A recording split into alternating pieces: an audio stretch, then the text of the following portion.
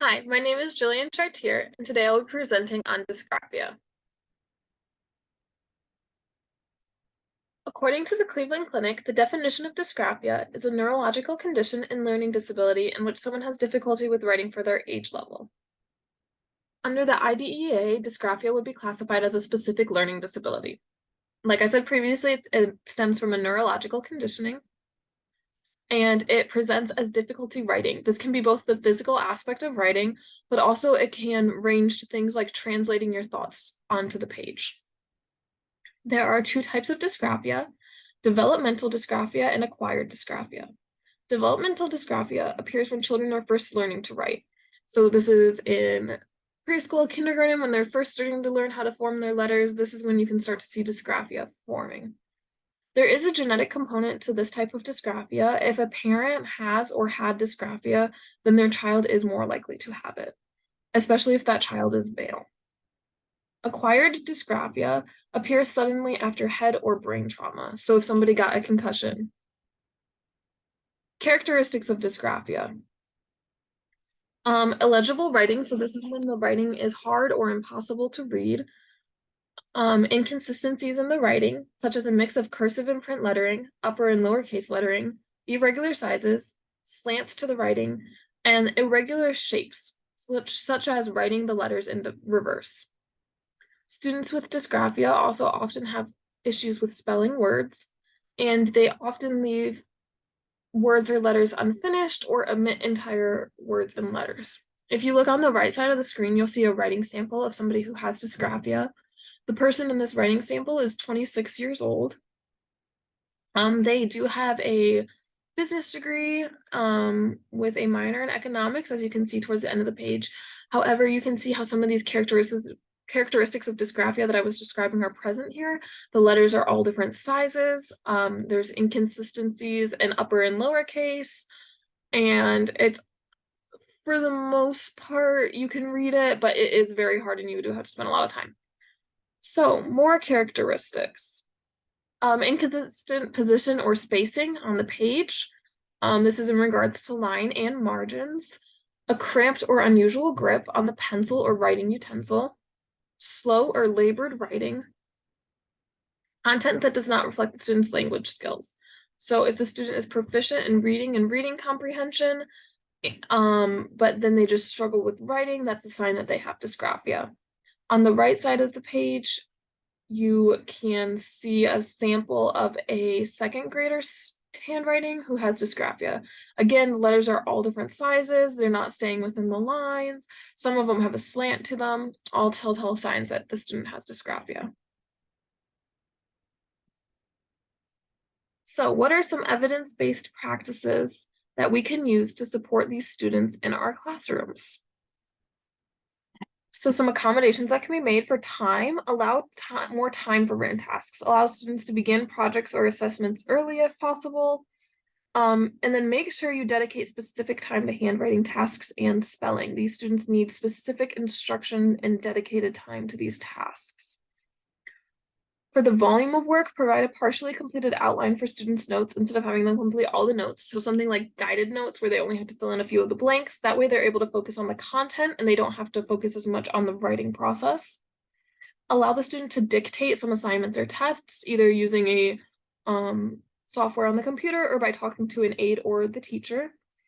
Remove neatness and spelling as criteria for assignments when possible.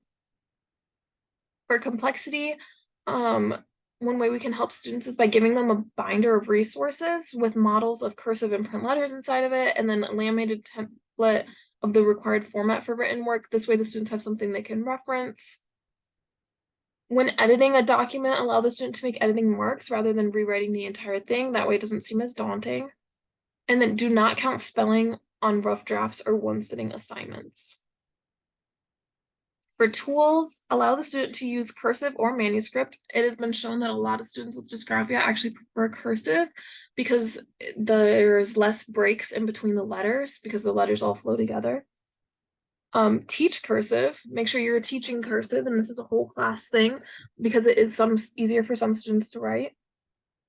For younger grades, use paper with raised lines to keep the writing on the line. allow use of whatever writing utensil is most comfortable. Now, typically this will be a pen or a pencil, but just allowing them to use a pen if that's more comfortable for them.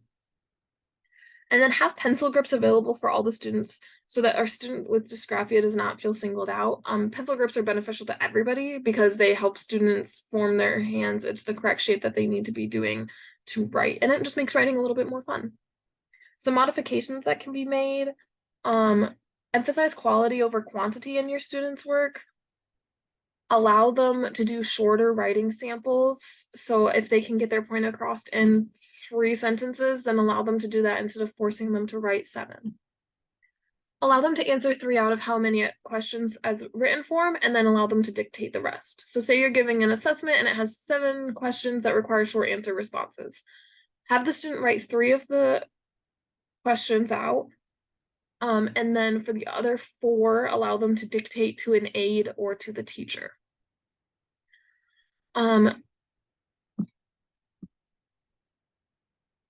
Oops, sorry. And emphasize individual parts of the writing process. So this means that like you're only focusing on capitalization for one assignment, or you're only focusing on punctuation for another assignment. And this just helps break down the writing so that it's easier for the student. And then also allow them to do alternative projects if possible. So allow them to do a oral or visual project instead of a written assignment.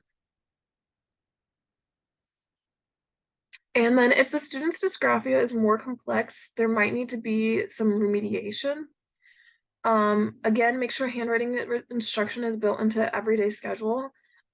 But the student might also benefit from some occupational therapy. So either working with, if your school has an occupational therapist within their resources, having the student work with that person, or suggesting that they see an outside occupational therapist.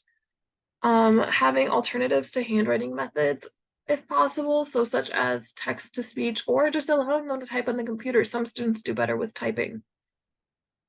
Make sure you're balancing accommodations and modifications.